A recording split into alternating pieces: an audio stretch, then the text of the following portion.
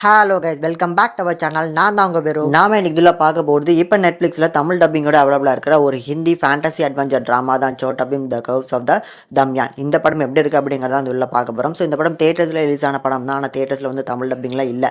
ஆனால் இப்போ நெட்ஃப்ளிக்ஸில் வந்து தமிழ் டப்பிங்கோட ஆட் பண்ணியிருக்காங்க.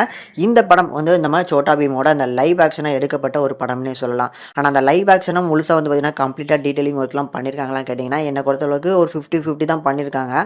படத்தோட மெயின் கேரக்டராக வர சோட்டா பீமுக்கே அந்த கேரக்டரோட அழகு வந்து அந்த குடிம்பி தான். ஸோ அந்த ஹேர் ஸ்டைலிங் மிஸ் ஆகுது. அதை தாண்டி வந்து பார்த்திங்கன்னா நம்ம காளியா கேரக்டர் அவர் வந்து பார்த்திங்கன்னா சோட்டா பீமோட ஒரு 2 அடி ஹைட்டு கூட இருக்கணும், ஹைட் அண்ட் வெயிட்டாக இருக்கணும். ஆனால் அதுவுமே இங்கே மிஸ் ஆகுது. அதை தாண்டி வந்து பார்த்திங்கன்னா அந்த மகாராஜாவோட பிரின்சஸாக வர இந்துமதி அப்படிங்கிற அந்த பிரின்சஸ் கேரக்டர் ரொம்ப யங்கான கேரக்டரை போட்டு காமிச்சாங்களோ அப்படிங்கிற ஃபீல் இருக்குது. இதை தாண்டி மற்ற கேரக்டர்ஸ் எல்லாம் ஓரளவுக்கு நல்லா பண்ணியிருக்காங்க. டோலு போலு அண்ட் ஆல்சோ ராஜுலாம் சூப்பரான வந்து பார்த்திங்கன்னா ஒரு கேரக்டராக வந்து பார்த்திங்கன்னா டிசைன் பண்ணிட்டாங்க. கண்டிப்பாக வந்து பார்த்திங்கன்னா அதுக்கு ஈக்குவலாக வந்துருச்சு. மற்ற எல்லா கேரக்டர்ஸுமே இன்னும் கொஞ்சம் டீட்டெயிலிங் பண்ணியிருக்கலாம்.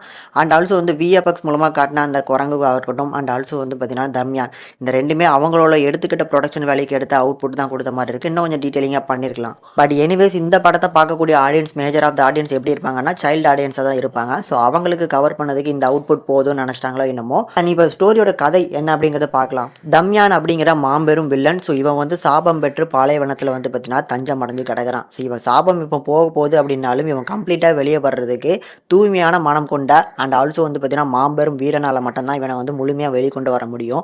ஸோ அதனால் இவங்களோட சீரன், அதாவது தம்யானோட சீரனாக இருக்காது நிறைய பேர் வந்து பார்த்தீங்கன்னா அப்படிப்பட்ட ஒரு ஆளை தேடிட்டு இருக்காங்க. ஸோ இவங்க எதிர்பார்க்குற அந்த கேரக்டர் உள்ள ஆள் நம்ம கண்டிப்பாக நம்ம சோட்டா பீம் தான் அப்படிங்கிறது நம்ம ஆரம்பத்தில் அங்கே தெரிஞ்சாலும் ஸோ அந்த சோட்டா பீமை தேடி நம்ம டோலக்பூருக்கு வராங்க. அண்ட் ஆல்சோ ஃபஸ்ட்டு வந்து பார்த்திங்கன்னா மகாராஜாவை டார்கெட் பண்ணி அங்கே இருக்கிற எல்லா ஆடியன்ஸுமே வந்து பாலைவனத்தில் வந்து பார்த்திங்கன்னா தங்கம் நிறைஞ்ச ஒரு ஊர் இருக்குது, அந்த ஊரில் இருக்கிற தங்கத்தை நம்ம எடுக்க கூட்டு வரோம் அப்படின்னு சொல்லி அந்த ஊரில் இருக்கிற எல்லாருமே கூட்டு வராங்க. ஸோ இதுக்கப்புறம் தம்யான் வெளியே வந்ததுக்கப்புறம் என்ன நடக்குது அண்ட் சோட்டா பீம் வந்து பார்த்திங்கன்னா இவனை தடுத்து நிறுத்துறதுக்கு என்னென்ன விஷயங்களை பண்ணுறாங்க அப்படிங்கிறத அந்த படத்தோட மீதி கதைனே சொல்லலாம். இப்போ இந்த படம் பார்க்கறதுக்கு எப்படி இருக்குது அப்படின்னா நான் ஆரம்பத்திலே சொன்ன மாதிரி தான் இது குழந்தைங்களுக்கான படம். ஸோ அவங்கள அட்ராக்ட் பண்ணுற மாதிரியான நிறைய எலமெண்ட்ஸ் கண்டிப்பாக இந்த படத்தில் இருக்குது. அண்ட் ஆல்சோ ஃபேண்டசி எலமெண்ட்ஸுமே நல்லாவே பண்ணி கொடுத்துருக்காங்க. இதை தாண்டி இந்த படத்தோட ஸ்க்ரீன் பிளே அண்ட் சினிமோட்டோகிராஃபி இவங்க எடுத்திருக்க அந்த அனிமேஷன் கண்டென்ட்டை அப்படியே லைவ் ஆக்ஷன் எடுக்க நினச்சிருக்காங்க. அது ஓரளவுக்கு வந்து பார்த்தீங்கன்னா கம்ப்ளீட் பண்ணியிருக்காங்க. ஒரு 50-65% பார்த்தீங்கன்னா கம்ப்ளீட் பண்ணியிருக்காங்க.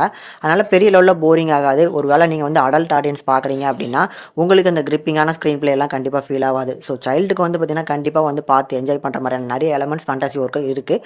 அவங்கள மட்டும் கண்டிப்பாக பார்க்க சொல்லுங்கள். அண்ட் ஆல்சோ தமிழ் டப்பிங் சூப்பராக இருக்குது. ஸோ ஃபைனலாக இந்த படத்துக்கு நம்ம சேனல் ரேட்டிங்னு பார்க்கும்போது 5க்கு 2.8 வரைக்கும் ரேஷியோ கொடுத்துருக்கோம். முடிஞ்சால் ட்ரை பண்ணி பாருங்கள்.